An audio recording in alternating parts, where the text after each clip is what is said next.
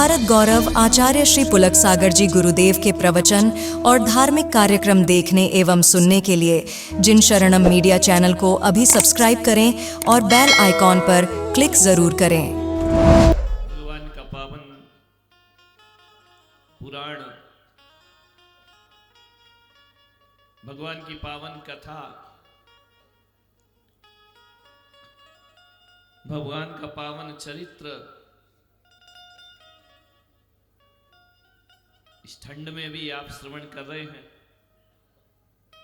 रात को तो 11 बजे तक नाचे गए और सुबह फिर आ गए। बारात चली ऋषभदेव भगवान की। ऐसी बारात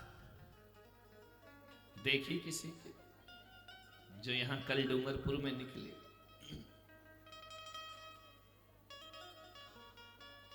जब हम अभिनय में ऐसी बारात निकाल रहे हैं तो हकीकत में क्या हुआ होगा? तुम तो नकली लोग हो ना। असली इंद्र आए होंगे, देवी देवता आए होंगे, तब कैसा लगा होगा? असंख्यात देवी देवता भगवान के पाणी ग्रहण में शामिल होते, सज धज कर स्वर्ण वस्त्राभूषणों से। कहा था ना तुमको कि सच्चे से सच के आना। ऐसे गए, कोई शब्द नहीं है। 20-25 लोग ने सौफा बांध लिया। तैयारियां नहीं करते व्यवस्थित।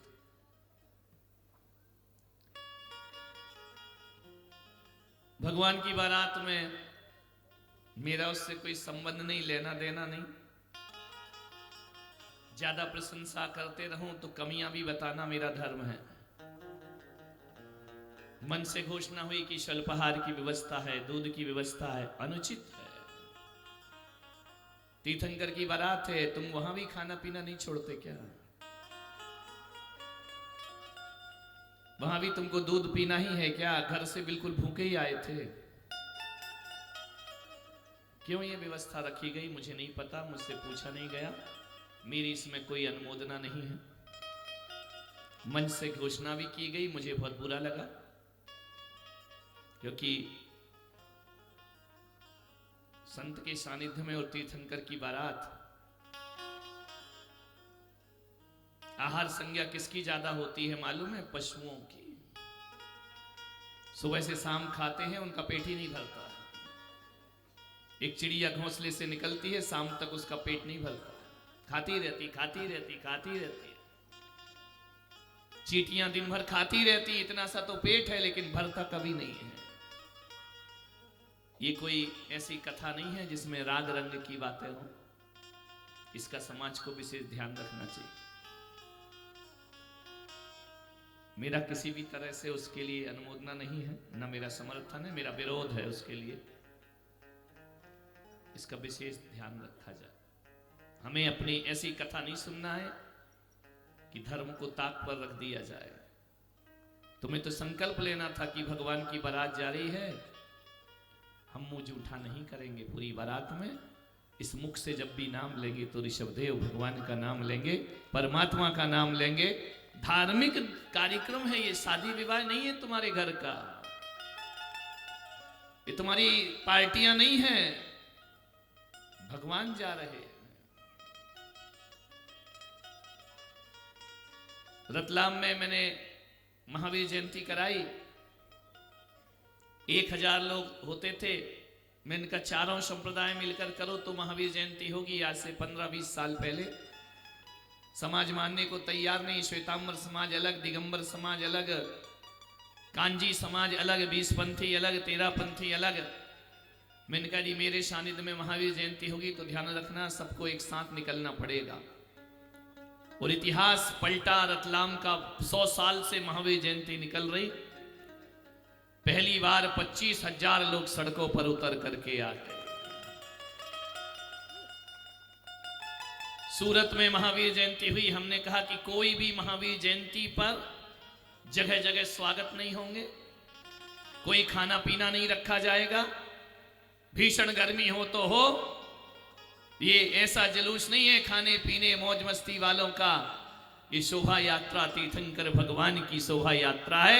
यहां हमको अन्न जल त्याग करके भगवान के साथ चलना चाहिए। जैन संस्कृति त्याग की संस्कृति है, संयम की संस्कृति। इतना भी संयम नहीं है। तुम्हारे मुनि 24 घंटे में एक बार अन्न जल लेते हैं। इतना देखकर भी चलते तो कुछ ना कुछ प्रेरणा जीवन को प्राप्त होती है। तुम्हारे मुनि नंगे बदन नंगे पैर 24 घंटे में एक बार अन्न जल ग्रहण करके चलने वाली समाज यदि रातों को इस तरह के कार्यक्रम करेगी। लाइव से पूरा देश देख रहा है, फंसेगा पुलक सागर, मजे तुम लोगे। ध्यान रखना, लोग कहेंगे महाराज ने कराया होगा। बैठे हैं लोग कलम चलाने को, इसलिए इसका स्पष्टीकरण देना मेरा फर्ज है कि मेरा इससे कोई संबंध नहीं है। मानिए, भगवान ने विवाह परंपरा को स्वीकार किया, स्वीकृति दी। मंदराग है भगवान का, भीतर से विषयाशक्त नहीं है भगवान। ऐसे रहते हैं घर में, ऐसे रहते हैं जैसे कीचड़ में कमल खिला करता है, जैसे कीचड़ में सोने की मोहर रहती है लेकिन वह गंदी नहीं हुआ करती है। भगवान भी अपना पूरा यौवन काल, अपना कुमार काल ग्रस्त जीवन में कमल की भांति खिलकर जिया करते हैं। कमल कहां खिलता है? कीचड़ में खिलता है ना। जन्म होता है, खिलता नहीं है, पैदा होता है। खिलता तो पानी के ऊपर जाकर के, पंख से ऊपर, पंख में कीचड़ में जिसका जन्म हुआ वो पंकज कहलाया करता है। नीर से ऊपर रहता है वो नीरज कहलाया करता है। भगवान नीरज हैं, भगवान पंकज हैं। विषयाशक्ति के बीच भी अनासक्त जीवन जिया करते हैं। घर में रहकर भी जो वैरागी हैं, सारी दुनिया आनंद उठाती है उनकी सब क्रियाओं का। भगवान शांत चित्त है, शांत राग रुचि भी परमाणु विश्वम। हे भगवान, तुम्हारे देह के सारे परमाणु शांत राग। जो परमाणु भगवान को मिलते हैं वो दुनिया में किसी को नहीं मिलते हैं। तुम्हारी इस देह का निर्माण कैसे हुआ है? पुद्गल परमाणुओं से हुआ है। पुद्गल काय वर्गणा, भाषा वर्गणा, मन वर्गणा, ये सिद्धांत की बातें हैं। एक एक पुद्गल परमाणु मिलता है, शरीर की रचना हो जाती। माते पिता रज बीरज मिलकर बनी देह तेरी। भगवान की माता पिता की रजवीरज से देह नहीं बनती है। इस संसार में ऐसे परमाणु व्याप्त हैं, ऐसे विशुद्ध परमाणु। कभी देखना, तुम्हारे घर में एक टॉर्च होगा ना, अंधेरे कमरे में उसको जलाना, उसके प्रकाश में कितने परमाणु मंडराते हैं। कभी देखा है? पहले पक्के घर नहीं होते थे, कच्चे घर होते थे। एक धूप की किरण आती थी, उसमें परमाणु मंडराते रहते थे। इस संसार में अनंतानंत परमाणु व्याप्त हैं। उन परमाणुओं में कुछ परमाणु ऐसे हैं जो तीर्थंकर की देह का निर्माण किया करते हैं। वो सबको नहीं मिलते हैं, उतने ही फिक्स हैं वो।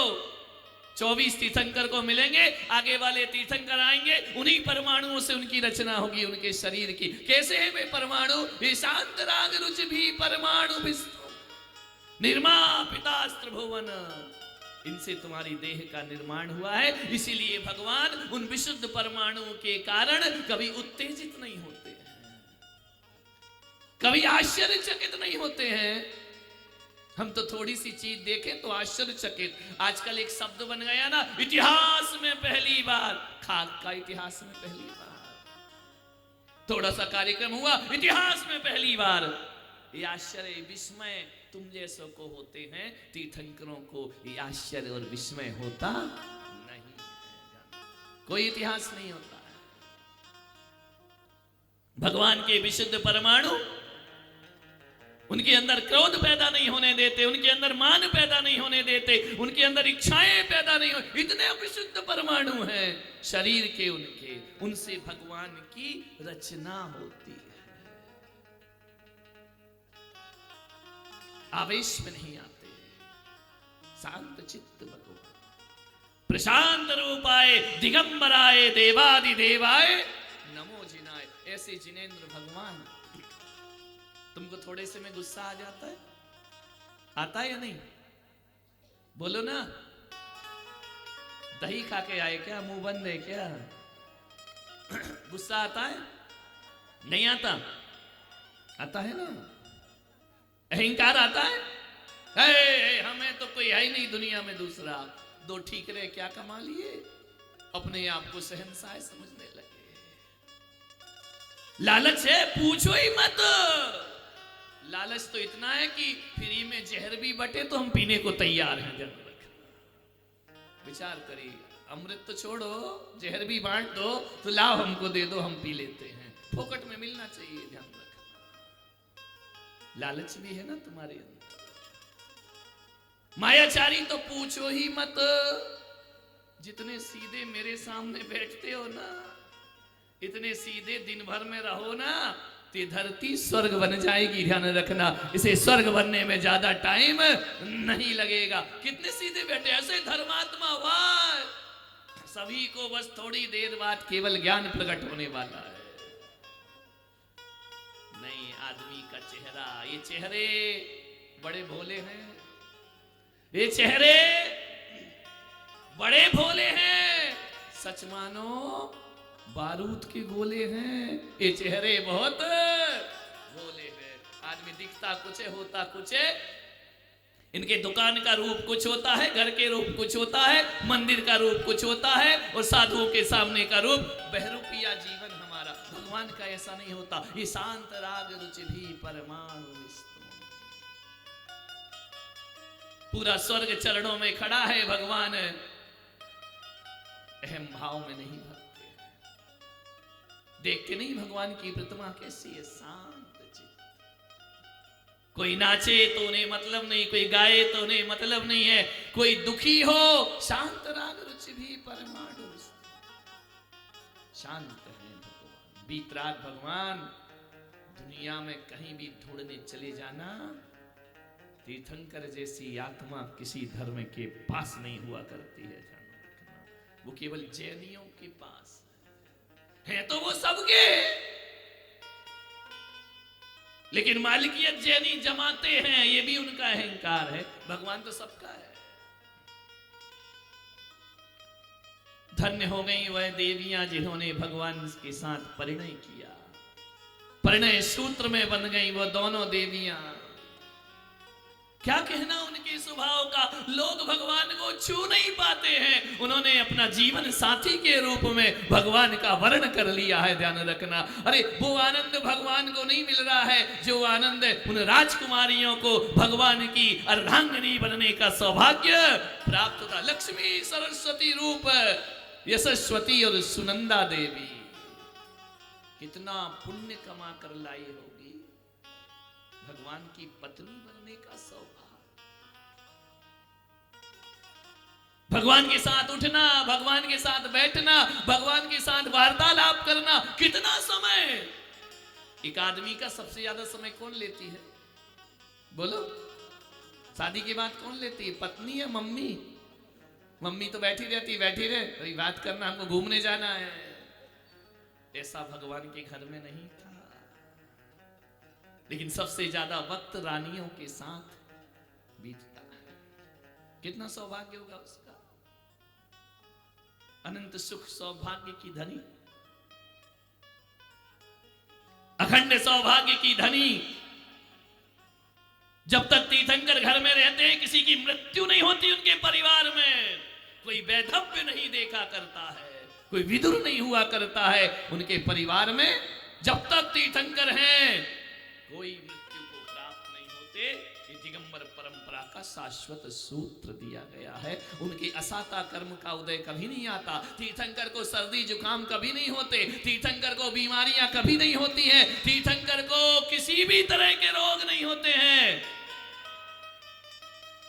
ऐसा साता वेदनी कर्म लेकर आते हैं, कभी उनके सिर में दर्द भी नहीं होता, थकते नहीं है भगवान। पूरे दिन भी रहे, तुम तो रात की बारात में थक गए, आज लेट आए ना, थक गए नाच नाच करके। भगवान नहीं थकते हैं कभी जिंदगी, उनको बुढ़ापा नहीं आता। 84 लाख पूर्व की आयु लेकर आए भगवान, 83 लाख पूर्व घर में रहे, न बाल पका, न बुढ़ापा आया, न झुर्रियां पड़ी।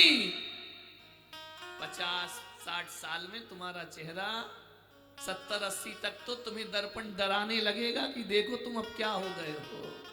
मुंह में दांत नहीं, पेट में आंत नहीं, हाथ अगरबत्ती, पैर मोमबत्ती, लड़खड़ा के चलते हो। भगवान कभी बूढ़े नहीं होते। नव यौवन अवस्था, वृद्धावस्था होती ही नहीं है उनकी। न झुर्रियां पड़ती हैं, न दांत गिरते हैं, न आंखों की ज्योति कम होती है। कैसा विराट पुण्य तीर्थंकर का विवाह किया भगवान ने। संतति के लिए विवाह किया जाता है, विषय भोग के लिए भगवान भोग नहीं करते हैं। पुत्र कामना की, संतति बढ़ाने के लिए, संसार की व्यवस्था को बढ़ाने के लिए इंद्रराज स्वधर्म इंद्र उनसे प्रार्थना करता है कि भगवान संसार का विस्तार करो, वरना ये संसार कैसे जिएगा, कैसे अनुशासन सीखेगा। आप ही विवाह नहीं करेंगे, आप ही संतान को जन्म नहीं देंगे, तो संसार किसे अपना आदर्श मानकर जिए। जानवरों का कोई आदर्श होता है क्या? पशुओं का कोई आदर्श होता है? बच्चे तो वहां भी होते हैं, पैदा तो वहां भी होते हैं, रिश्ते नहीं होते वहां, संबंध नहीं होते वहां, पवित्रताएं नहीं होती हैं वहां। ये पवित्रताएं मनुष्य के पास हुआ करती। देवताओं की भी औलाद नहीं होती है, नरकों में भी औलाद नहीं होती है, केवल मनुष्य। इनके लिए आदर्श बने आप भगवान। आपसे मेरा निवेदन है डूंगरपुर वालों कि दुनिया के लिए आदर्श बनो या ना बनो, अपने बच्चों के लिए आदर्श जरूर बनना। अपनी जिंदगी में ध्यान रखना, ऐसा चरित्र जीना कि बच्चे तुम्हें अपना आदर्श माने। ऐसा ना हो कि पत्नी कहे कौन सा पाप किया था जो ऐसा पति मिल गया, और बच्चे कहें कि भगवान कौन सा पाप किया जो मुझे इस जैसा बाप प्राप्त। आज भगवान की ये पावन कथा आपको संदेश दे रही है।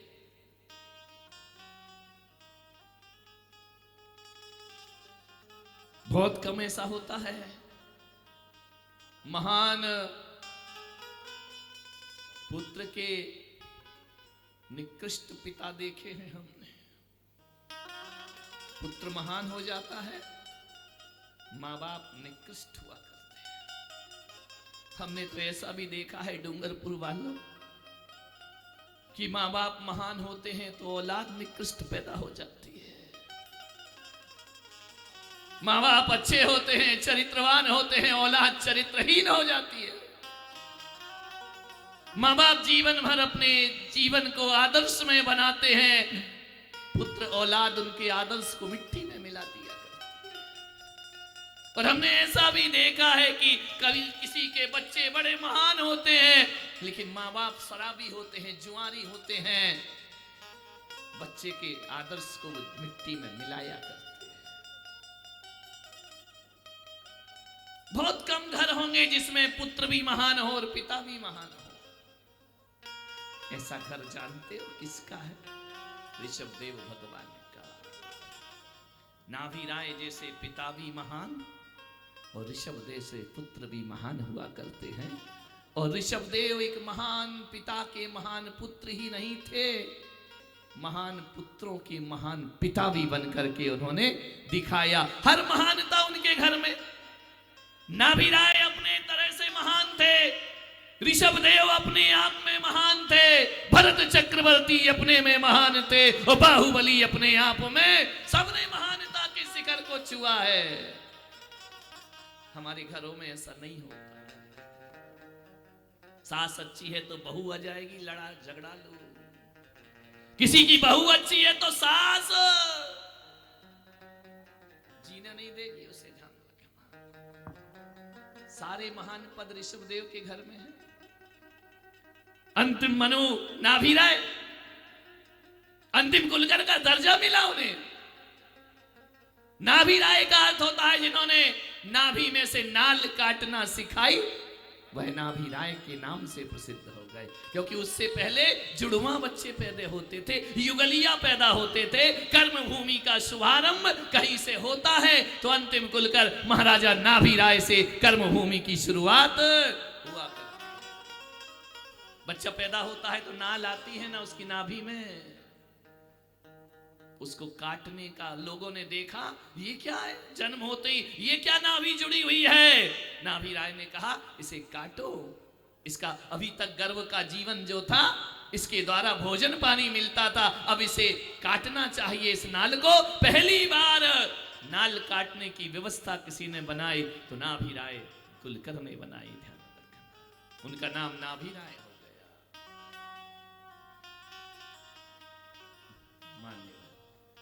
जैनों को ये सब बातें मालूम होना चाहिए। घर गृहस्थी परिवार के प्रवचन नहीं, ये भगवान की पावन कथा है। महान पुत्र हुए नाभि राय के ऋषभ कुमार।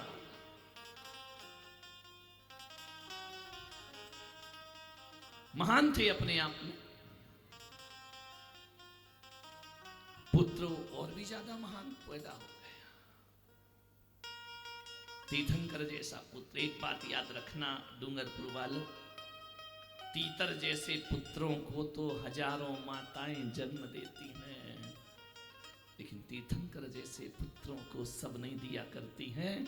बिरली कोई माता मरुदेवी, बिरली कोई त्रिशला देवी, बिरली कोई माता वामा होती है जो अपनी कोख से तीर्थंकरों को जन्म दिया करती है। बिरली माताएं होती हैं, सब नहीं होती हैं। मान्यवर, महान पिता के महान पुत्र हुए ऋषभ कुमार।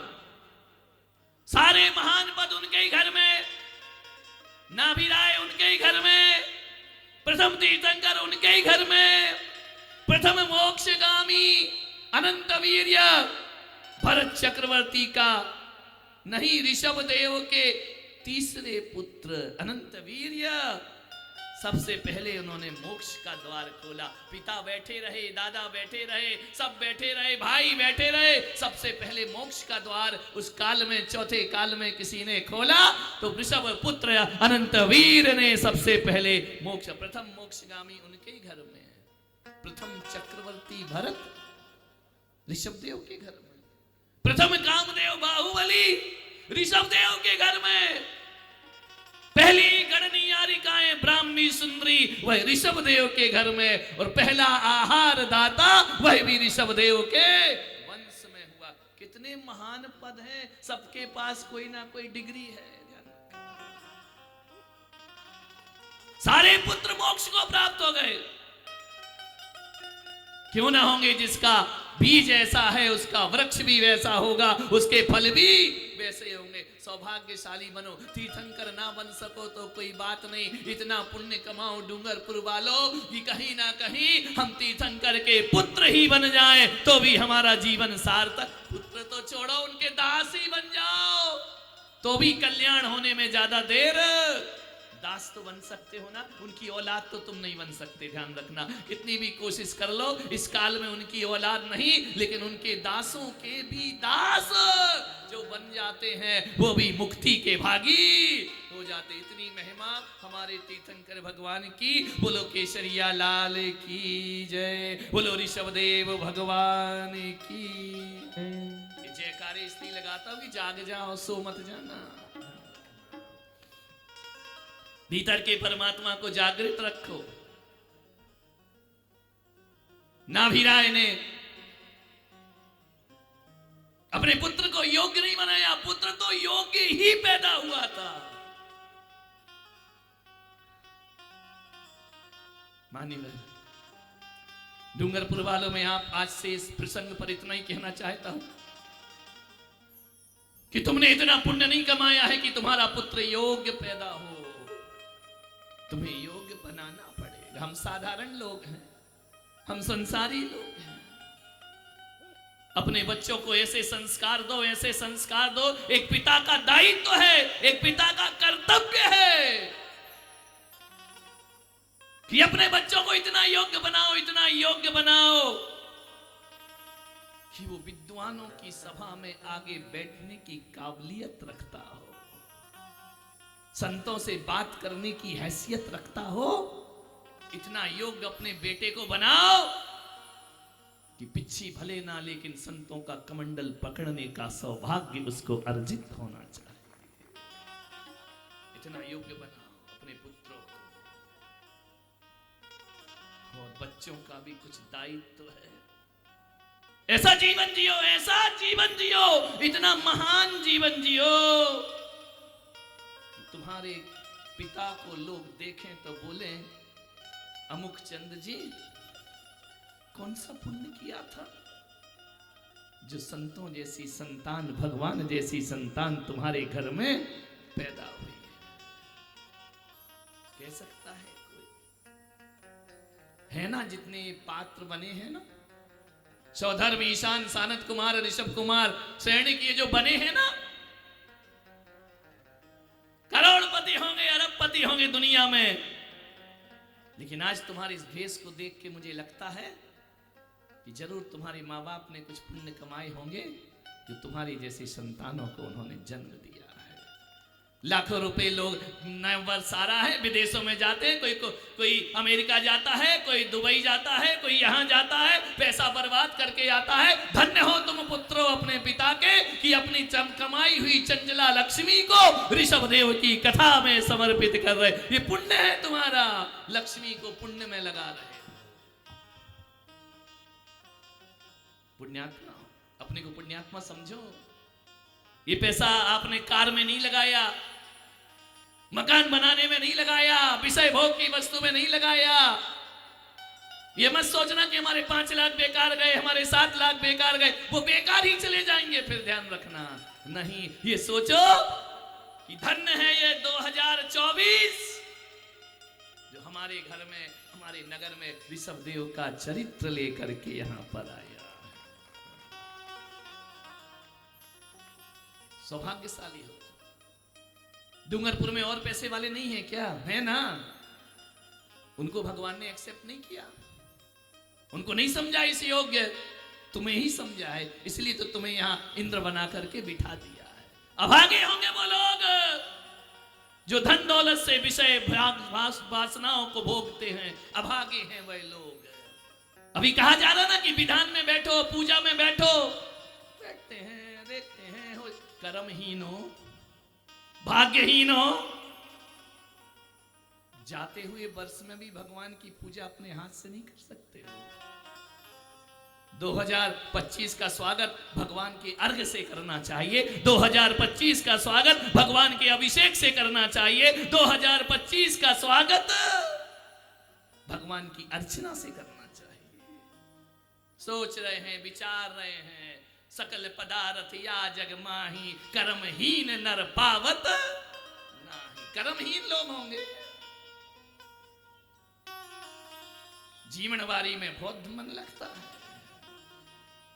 जिनेंद्र भाई, तुम अध्यक्ष हो पुलक मंच के, जीवनवारी नहीं रखी? पागलो, घर में खाना बहुत पड़ा है। ये पूछो कि जिनेंद्र भाई, भोजन की थाली नहीं, पूजन की थाली हमारे लिए तैयार है या नहीं है? हमारा जीवन सार्थक और धन्य होगा या नहीं होगा? पूजन की थालियां खोजो, जीवन की थालियां मत खोजो। पैसा तो सबके पास होता है, वेश्या के पास भी पैसा होता है, लेकिन उसका पैसा धर्म में लगता नहीं है। सौभाग्यशाली हो जो धर्म में पैसा लग रहा है। ऐसे ही महान पुत्र पैदा हो जाएगा तुम्हारे घर में। ना पूजा करो, ना पाठ करो, ना भगवान का अभिषेक करो, ना मंदिर में मन लगे, तुम्हारे घर में राम पैदा हो, रावण पैदा होगा, रावण, ध्यान रखना, कंस पैदा होंगे तुम्हारे घर में। किसके घर में महान लोग पैदा होते हैं? जो ऐसे महान काम किया करते हैं।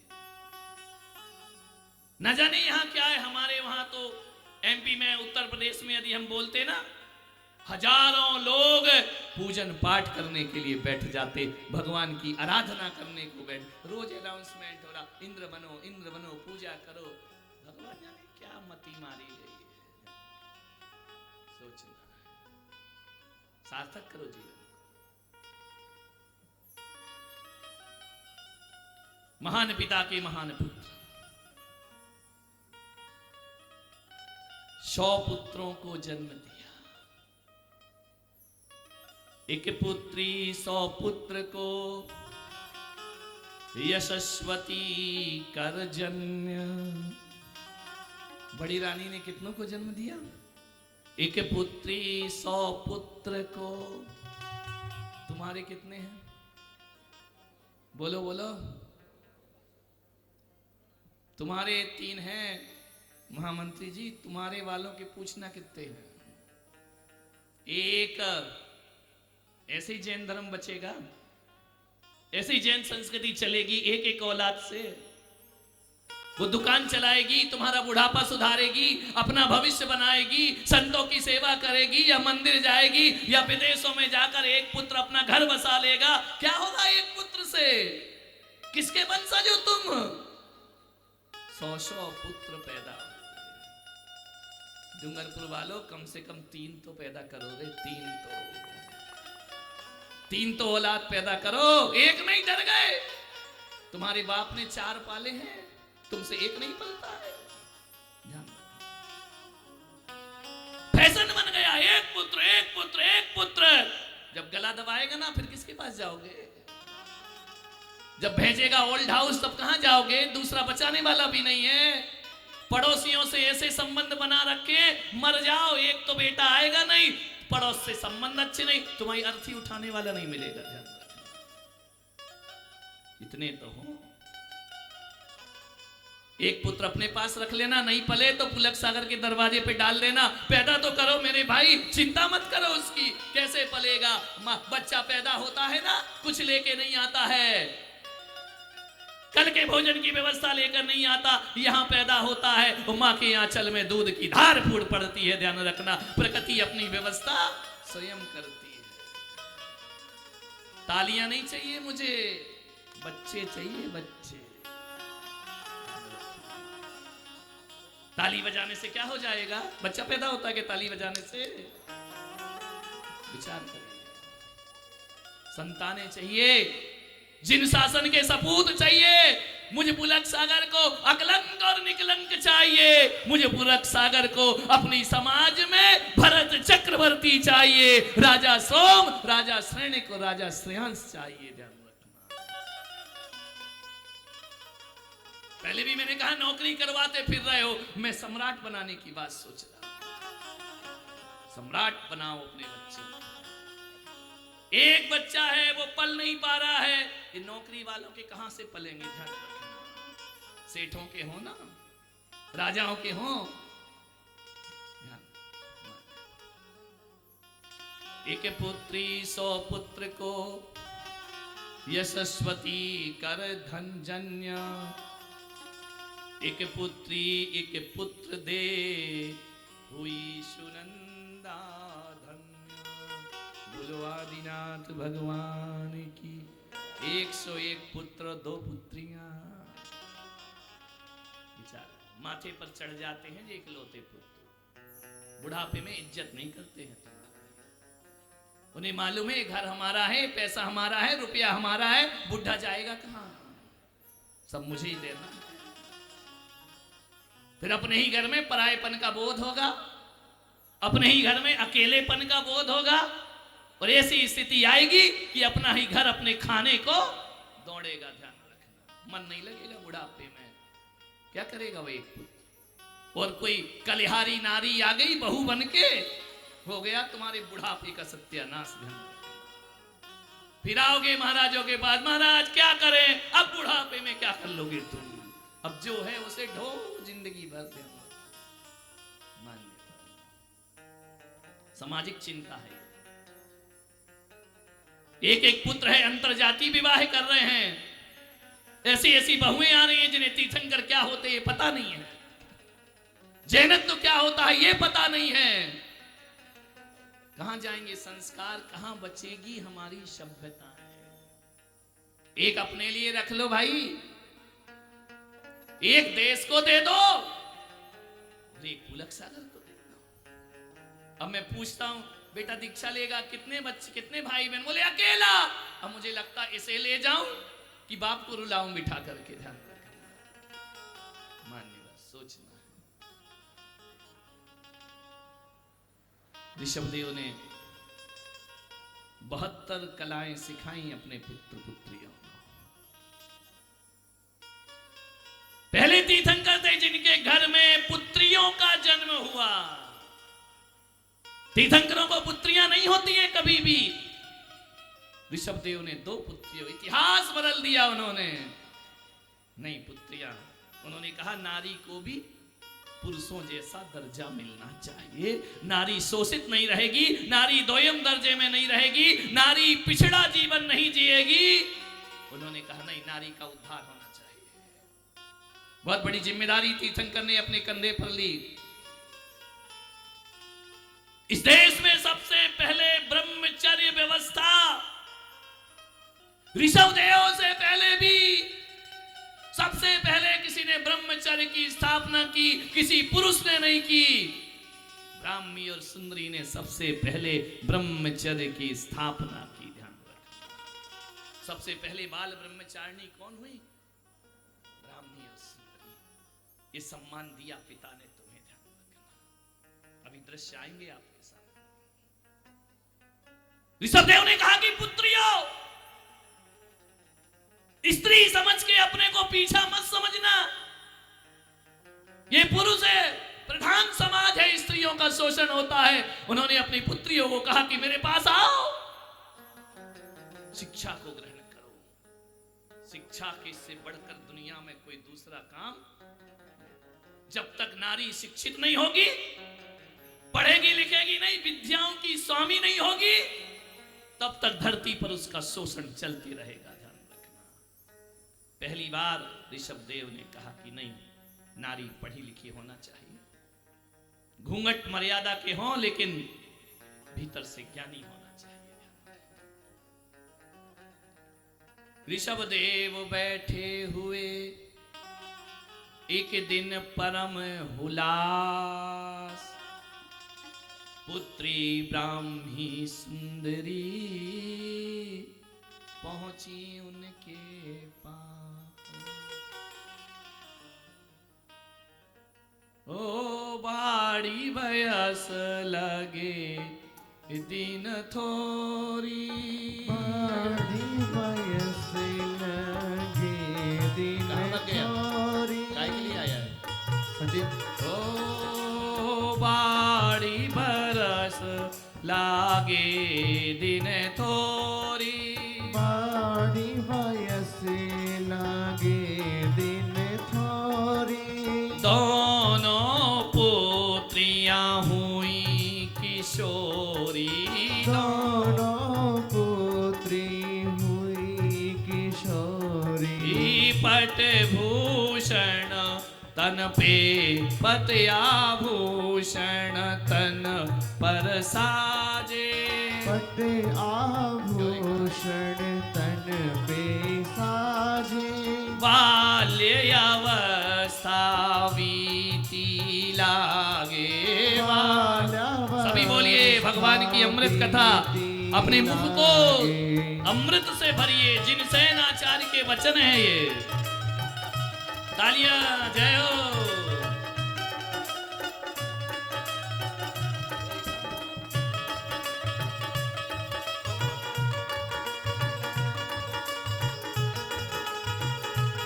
जय हो। बुद्धिमती और परम सुशीला, बुद्धिमती परम सुशीला रूपवती पिक वचन रसीला। रूपवती पिक वचन रसीला। दोनों पुत्रियां कैसी हैं? रूपवती हैं, बुद्धिमान हैं, सुशील हैं, मर्यादित हैं, बहुमान करने वाली हैं बड़ों का, बड़ों को जवाब देने वाली नहीं है, माता पिता से बहस करने वाली नहीं है, उनका मान भंग करने वाली नहीं है। ऐसी पुत्रियों को ऋषभदेव ने जन्म दिया। पिकवैना ऐसी बोलती हैं जैसे कोयल बोला करती है। आपकी बेटियां कैसी बोलती हैं? जैसे बारूद उगल रही हो। ध्यान रखना। तालियां।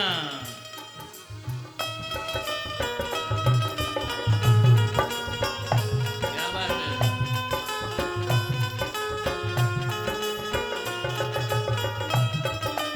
जय हो। आनंद। कथा समापन की ओर जा रही है।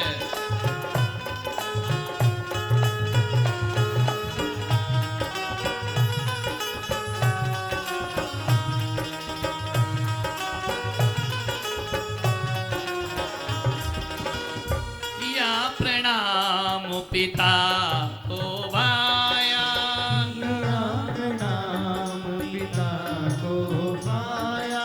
मुदित उन्हें गोदी बैठाया। उन्हें गोदी बैठा। पिता को प्रणाम किया। दोनों पुत्रियों ने आके राज दरबार में धन्य धन्य हुई दोनों पुत्रियां।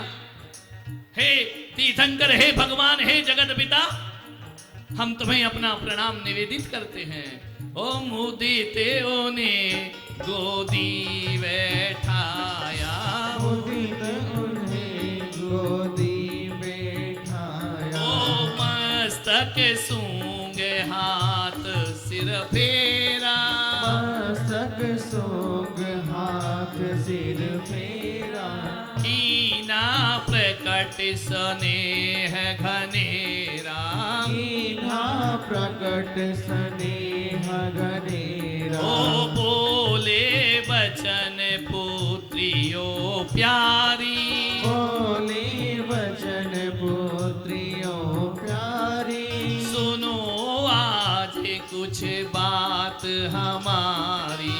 सुनो आज कुछ बात हमारी। ओ विद्यावान पाए सम्माना। विद्यावान पाए सम्माना। यश पाए अरुहो कल्याणा। यश पाए अरुहो कल्याण। हे पुत्रियों, विद्यावान बनो। जगत में रूप का सम्मान नहीं होता है, जगत में धन ऐश्वर्य का सम्मान नहीं होता। पुत्रियों, जगत में यदि सम्मान यश मिलता है तो ज्ञानियों को यश की प्राप्ति हुआ करती है, विद्वानों को यश मिलता है। बोलो ऋषभदेव वालों, सॉरी डूंगरपुर वालों, दिल्ली। किसकी पूजा होती है? ज्ञान की पूजा होती है, ज्ञान को सम्मान मिलता है।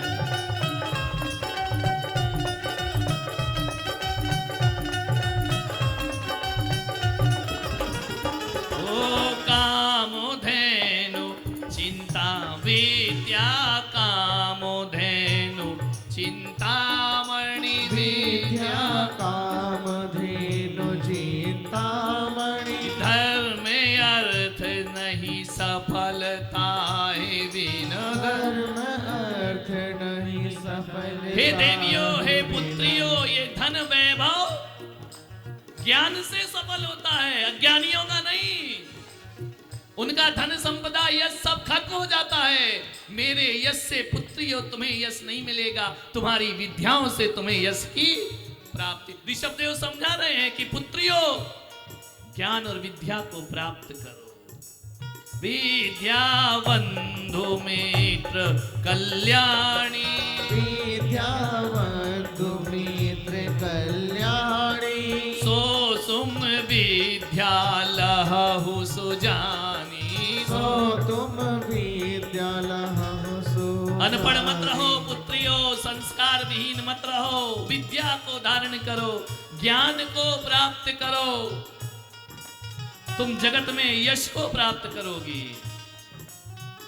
कभी अपनी बच्चियों को अनपढ़ नहीं रखना, पढ़ाना लिखाना, स्कूल की पढ़ाई से भी ज्यादा धर्म की पढ़ाई पढ़ाना।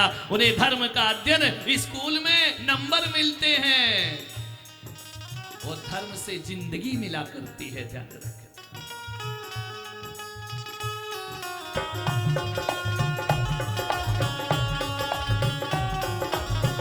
स्कूल की डिग्रियों से संस्कार मिले कोई जरूरी नहीं है। ये कॉन्वेंट की शिक्षाएं संस्कारित नहीं करेंगी तुमको। ये विदेशी शिक्षाएं तुम्हें जीवन में मातृत्व का, पितृत्व का, संबंधों का बोध नहीं कराएंगी। ये शिक्षा कहीं मिलती है मालूम है तुम्हें? रात को 12 बजे, अंधेरी रात हो, लाइट गोल हो गई हो, एक ही पलंग पर भाई बहन लेटे हो, उनके अंदर वासना पैदा नहीं होती है। ये किसने सिखाया? स्कूल ने या मेरे धर्म ने तुम्हें सिखाया कि भाई बहनों में क्या पवित्रताएं हुआ करती हैं, उनके अंदर वासना जा। कई को वासना जगे हुए निशाचर है, अधम जीव है, जो भाई बहन के संबंधों को पवित्र नहीं रखते। एक ही पलंग पर लेटे रहे भाई बहन, उनके अंदर काम नहीं जगता। ये कौन सिखाता है? ये तुम्हारी माँ है, ये तुम्हारा पिता है, ये तुम्हारा भाई है, ये तुम्हारी भगिनी है। कौन सिखाता है? मेरा धर्म सिखाता है। स्कूलों में ये पढ़ाया नहीं जाता। सुत देवता सुमरन किया, स्वर्ण पट्ट एक लीन, लिखी वर्णमाला सुलभ, फिर गिनती लिख दीन। बोलो ऋषभदेव भगवान की जय हो। सिखाया, लिखो, अक्षर लिखो, अक्षर ज्ञान दिया, अंक ज्ञान दिया। नारी साक्षर हो, नारी निरक्षर ना हो, नारी शक्ति संपन्न हो, नारी आत्मनिर्भर हो। करोड़ों वर्ष पहले ऋषभदेव ये सोच करके गए तुम्हारे लिए। नारियों जरा जोरदार तालियां ऋषभदेव भगवान की उस चिंतन के लिए लगाएं। प्रथम मंगलाचरण सिखाया, नमः सिद्धेभ्यः मंत्र बताया। जब बच्चों को पहली बार स्कूल भेजो ना, तो अपने हाथ से उसके बच्चे का, बालक का हाथ पकड़ना और कोरे कागज पर सबसे पहले नमः सिद्धेभ्यः लिखाना। ध्यान रखना, नारियों जब संतान को जन्म देते हो ना, तो जन्म देते ही उसे आंचल से नहीं लगाना, सोने की सलाई से, केसर से उसकी जिह्वा पर ओम लिखना, फिर उसे दुग्धपान कराना। ध्यान रखना, ये 16 संस्कार हैं जीवन को महान बनाने के। जब वह ओम लिखा हुआ केसर बालक के रोम रोम में जाकर सप्त धातुओं में परिवर्तित होगा, बालक महानता को प्राप्त हो जाएगा। ध्यान, अपने हाथ से पहला भोजन कराओ, भगवान का प्रसाद बनाकर। संतान है, पहली बार भोजन कराओ ना, मुनियों के आहार का बचा हुआ अन्न भोजन कराओ। संस्कारित औलाद पैदा होती है। जब स्कूल जाए तो पहले नमः सिद्धेभ्यः लिखवाओ उसको। प्रथम मंगलाचरण सिखाया, नमः सिद्धेभ्यः मंत्र बताया, स्वर व्यंजन के रूप बताए, फिर संयुक्त अक्षर सिखलाए। सरस्वती सम बुद्धि नाई, थोड़े दिन सब विद्या आई। सरस्वती जैसी पुत्रियां एक बार में सब विद्या को प्राप्त कर लिया। सकल वांग में हुई निपुणिता, से कहूं चित्रकला संगीता। डूंगरपुर में सब परिवारों से कहूंगा, तुम्हारे घर के हर बच्चों को कुछ आए या ना आए, हारमोनियम तबला बजाना जरूर आना चाहिए। संगीत के स्कूल खुलवाओ, इनके बिना संगीत बिना भक्ति नहीं होती है।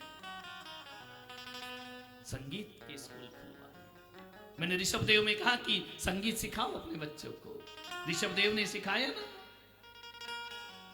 सीखूं चित्रकला संगीता। हर घर में, नागपुर में मेरा चतुर्मास हुआ, वहां एक लाडपुरा सैनगढ़ समाज का मंदिर है, वहां मैं आहार में गया। एक अद्भुत बात, उन्होंने नवदा भक्ति की, मुझे पड़गाहन किया, मेरी पूजन की, चरण प्रक्षालन किया, आहार दान दिया। मैं आहार के बाद उठ के आने लगा, बोले नहीं ऐसे नहीं जा सकते, महाराष्ट्रियन समाज ऐसे नहीं जा सकते आप। अरे मैंने कहा मेरा काम हो गया, मैं चला। अरे बोले आपका तो हो गया, हमारा काम बाकी है। मैंने कहा तुम्हारा क्या काम बाकी है, तुम्हारे घर का काम थोड़ी करूंगा मैं। बोले नहीं नहीं महाराज बैठो, विराजो गुरुदेव। मुझे सिंहासन पे बिठाया। सैनगढ़ समाज के हर बच्चा हारमोनियम लाया, तबला लाया। बोले गुरुदेव हमने केवल आपको आहार के लिए थोड़ी बुलाया है, हमारे घर पर आप आए हो, हम अष्ट द्रव्य से आपकी पूजन करेंगे, अपने जीवन को धन्य करेंगे। एक एक बच्चा तबला बजाता है, हारमोनियम बजाता है। और मैंने कहा पूजा भी आहार के पहले तो कर ली। बोले वो तो नवदा भक्ति थी, अब हमको गुरु भक्ति करने का सौभाग्य प्रदान करिए। वहां पे साधु जाता है तो आहार के बाद संगीत में पूजा होती है, फिर उसे मंदिर में लाके छोड़ा जाता है। हमने आपको भक्ति के लिए बुलाया है, गुरु हमारे घर में आए हैं, आहार देना ही हमारा कर्तव्य नहीं है, पूजन करना भी हमारा कर्तव्य है। ऐसा सिखाओ। बागड़ मेवाड़ वालों, आपके छोटे छोटे बच्चों को संगीत आना चाहिए, भगवान की भक्ति करें, मंदिर में संगीत से गूंज जाना चाहिए। महावीर जी में एक कमलाबाई आश्रम है बालिकाओं का, 400 बालिकाएं जब सुबह भगवान की भक्ति करती हैं तो मंदिर दर्शन करने जाओ तो बाहर आने का मन नहीं करता, लगता है कि इनकी पूजाएं सुनते रहो बैठ करके, जैसे तुम्हारे कथा में मनमोहित है ना। क्यों नहीं कर सकते तुम? पुलक मंच यहां पर है, महिला मंच यहां पर है, समाज के लोग यहां पर है, इतनी बड़ी कथा करा सकते हो, घर घर में संगीत नहीं सिखा सकते? क्लासिकल संगीत, वो पॉप म्यूजिक नहीं। नहीं तो अमेरिका और राजस्थान में यही अंतर है कि अमेरिका के लोग जब गाते हैं तो ऐसा लग रहा है रो रहे हैं, और राजस्थान की महिला जब रोती है तो ऐसा लगता है गा रही है। पूरा संवाद हो जाता है घूंघट निकाल के, पूरी बातें हो जाती, घूंघट लंबा, आंख में आंसू नहीं। तुम चले गए क्या होगा, मैंने क्या, पूरा लाइफ स्टोरी बता देती है उसकी। तो हमारे यहाँ की महिलाएं रोए तो लगता है गा रही है, और वहां के लोग गाते हैं तो ऐसा लगता है रो रहे हैं। ध्यान रखिए, मान्यवर घर घर संगीत पहुंचाओ। मेरी इच्छा है ब्राह्मी सुंदरी की कलाएं पहुंचाओ।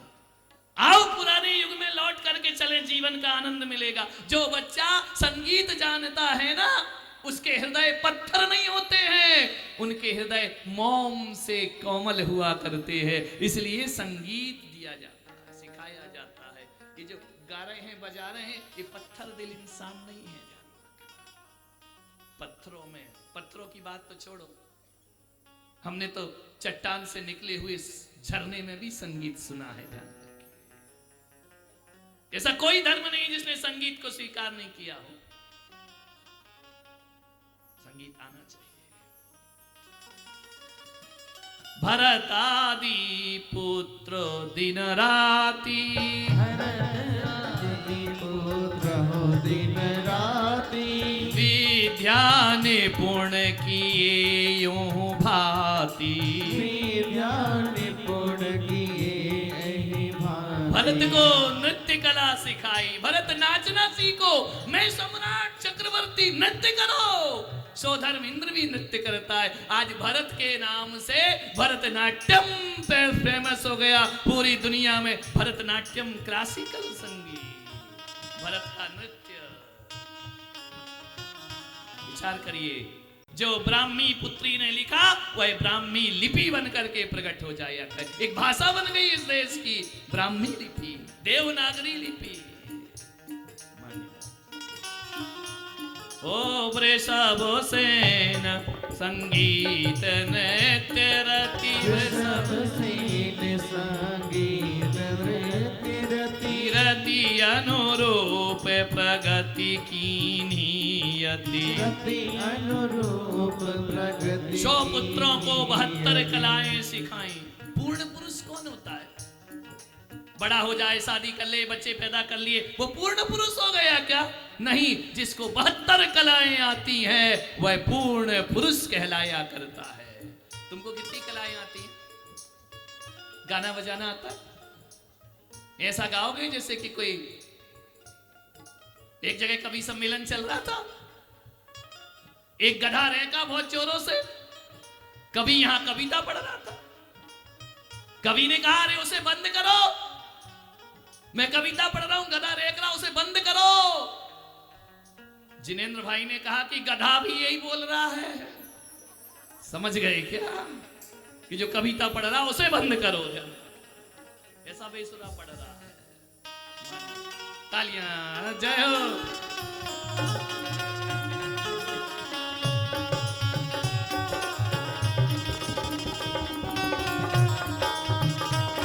बहत्तर कलाएं, चित्रकला भी आना चाहिए, नृत्य कला भी आना चाहिए, संगीत भी आना चाहिए, आयुर्वेद भी आना चाहिए, धनुर्वेद भी आना चाहिए, युद्ध कला भी आना चाहिए, शिल्प शास्त्र भी आना चाहिए, सब कुछ आना चाहिए, तब तुम परिपूर्ण हो।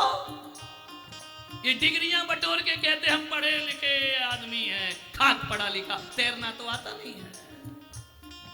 अभी बाढ़ आ जाए, नदी में फेंक दो तो डूब के मर जाएगा, ध्यान रखना। तैरना भी, पेड़ पे चढ़ने की कला भी आना चाहिए, फसल उगाने की कला भी आना चाहिए, फूल चुगने की कला भी आना चाहिए, वस्त्र कला भी आना चाहिए, पाक कला भी आना चाहिए। आज की लड़की से शादी करो, हमको खाना बनाना नहीं आता है, हम रसोई में नहीं गए, नौकरानी रखो।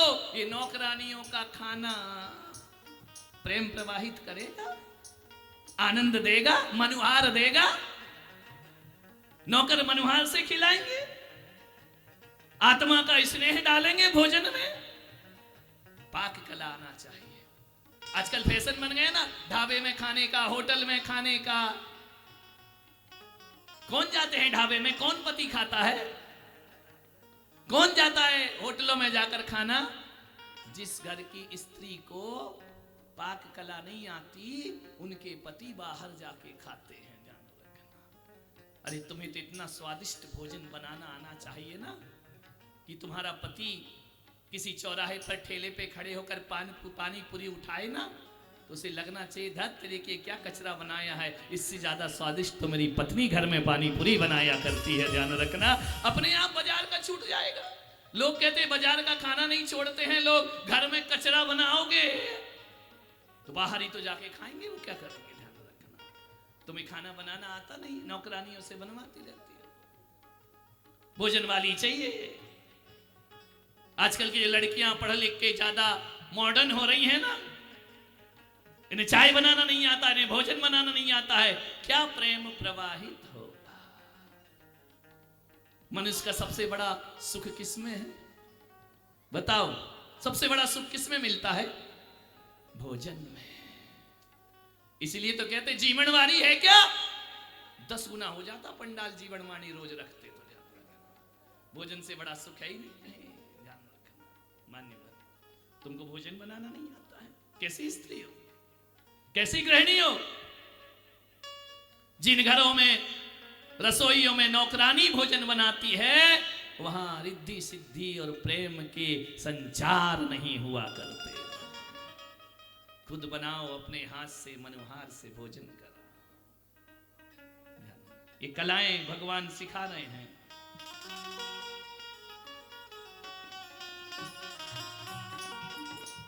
सब पुत्रों को योग्य बनाया, पुत्रियों को योग्य बनाया। पुत्री ने कहा कि पिताजी आपने हमें योग्य बना दिया है, एक बात बताओ पिताश्री तातश्री,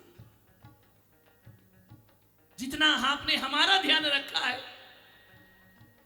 जितना हमें 100-101 पुत्र पुत्रियों को आपने योग्य बना दिया, जगत को जीने योग्य बना दिया,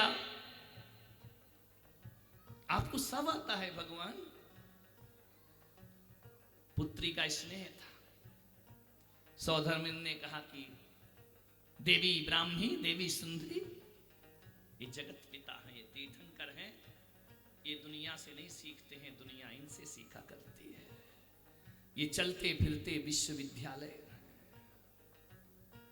सरस्वती इनसे जन्म लेती है और लक्ष्मी इनसे जन्म लेती है। पिता सौधर्मिंद्र आपको प्रणाम करते हैं, चक्रवर्ती आपको प्रणाम करते हैं, तीनों लोक के जीव आपकी वंदना करते हैं। कोई ऐसा है जिसके सामने आप झुके? पिता ने कहा भारत की संस्कृति, बेटी हम जिसे कन्या दान करते हैं ना, वहां नयन नीचे करते हैं, आंखें उठा के बात नहीं करते हैं, वहां झुकना पड़ता है। पुत्रियों ने कहा कि तीर्थंकर को भी? बोले हाँ बेटियों, वह कोई दास्ता नहीं है, वह बहुमान है। लेकिन पिता आपका बहुमान तो सारा जगत करता है। जिस दिन तुम्हारा पानी ग्रहण कराऊंगा ना पुत्रियों, उस दिन इस ऋषभ को अपने नयन नीचे करना पड़ेगा। हमारे 3 लोग के पिता नयन नीचे करें। उन्होंने कहा पिता हम संकल्प करते हैं। क्या बेटियों? आपकी सौगंध खाते हैं, आपके स्वाभिमान की सौगंध खाते हैं, आपके गौरव की सौगंध खाते हैं, आपकी मर्यादाओं की सौगंध खाते हैं कि हमारे पिता के नयन झुके। हम दोनों पुत्रियां आजीवन ब्रह्मचर्य व्रत ग्रहण करती हैं, हम विवाह नहीं करेंगे। ऋषभदेव ने कहा पुत्रियों ऐसा कैसे हो सकता है? नहीं पिता, 3 लोक का नाथ, हम तुच्छ बेटियों के लिए, डूंगरपुर की बेटियों, मेरे जैन समाज की बेटियों, ये वंश है तुम्हारा, ये है कि अपने माता पिता का माथा नहीं झुकने देना, वासनाओं में किसी के साथ भाग मत जाना, कि बाप मंदिर में जाने में शर्मिंदा महसूस हो। ध्यान रखना, ये हमारा वंश नहीं, ये ऋषभदेव का वंश नहीं हो सकता है कि बाप को नजरें झुका के जीना पड़े, माता शर्मिंदा होकर के जिए। ऐसा चरित्र मत बनाओ। हमारे देश की बेटियों ने संकल्प कर लिया, नहीं, माँ बाप का गौरव सबसे बड़ा है। जननी जन्मभूमिश्च स्वर्गादपि गरीयसी। पहली बार उन्होंने आजीवन ब्रह्मचर्य व्रत धारण कर। धन्य है ऐसी बेटियां।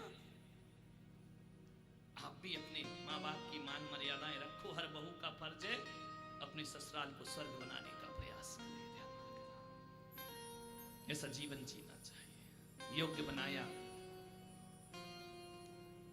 पिता ने पुत्रियों के सिर पर हाथ फेरा कि पुत्रियों, अभी तक तो मैं सुनता था कि मुझे पाकर तुम धन्य हो गई, लेकिन आज जिस व्रत की तुमने स्थापना की है ना, तुम जैसी पुत्रियों को पाकर ऋषभदेव धन्य हो गया।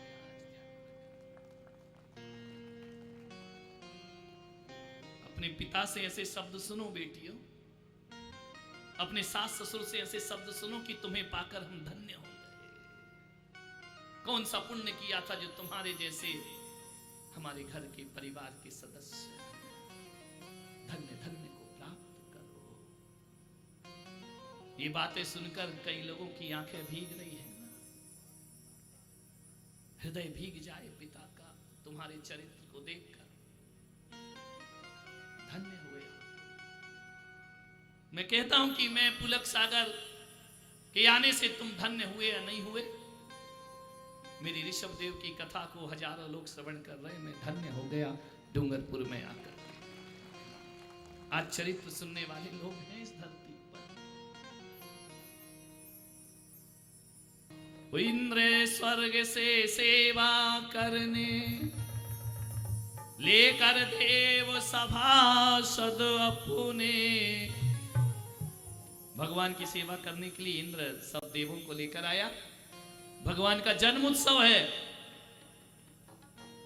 जिस दिन भगवान का जन्म उत्सव मनाया जा रहा था, इंद्र सबको लेकर आया स्वर्ग से। चलो भगवान का जन्म उत्सव मनाएंगे। 83 लाख पूर्व की आयु पूर्ण हो गई। भगवान पुत्र पौत्र में लगे हैं, भगवान राज व्यवस्था में लगे हैं। जिस लिए जन्म हुआ है वह तो घटना घट ही नहीं रही है। संगे अप्सराओं को लाया,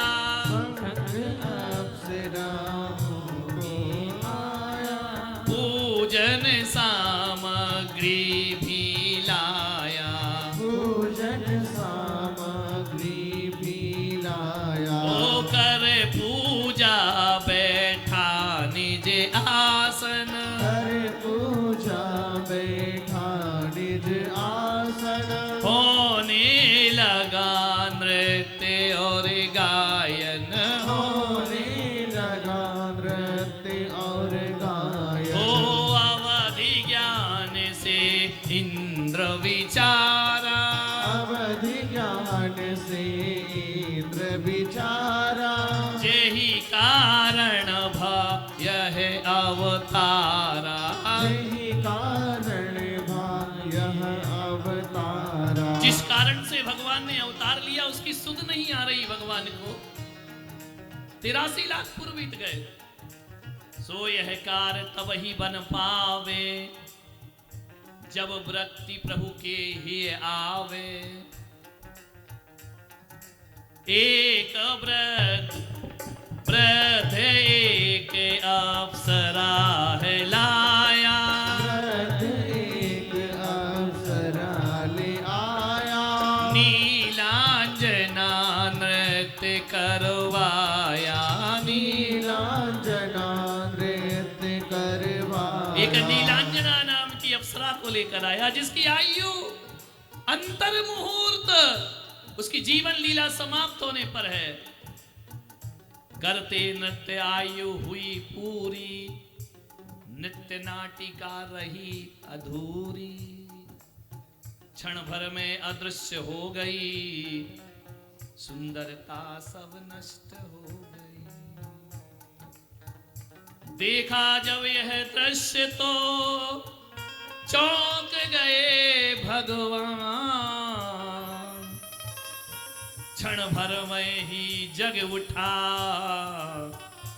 मन वैराग्य महान। बोलो ऋषभ देव भगवान की जय हो। वैराग्य हो गया भगवान। और नीलांजना की मृत्यु। नीलांजना मर के दूसरा जन्म पाती है, तुरंत दूसरी पैदा हो जाती है। सभा लगी हुई है, किसी को कुछ समझ नहीं आया क्या हो गया। केवल ऋषभ देव को समझ आया। एक पल में दूसरी नीलांजना की पर्याय उत्पन्न हो गई। भगवान ने कहा बंद करो, ये नृत्य गान बंद करो। इंद्र खुश हुआ, भगवान बोधि को प्राप्त हो गए। रोको ये नृत्य नाटिका, क्षणभंगुर संसार। वैराग्य प्रकट हो गया। नीलांजना मर के दूसरा जन्म लेती है, लेकिन ऋषभ देव जीते जी दूसरा जन्म प्राप्त करते हैं। जिसलिए मैं आया हूं वह कार्य होना चाहिए। भगवान को वैराग्य प्रकट हो गया।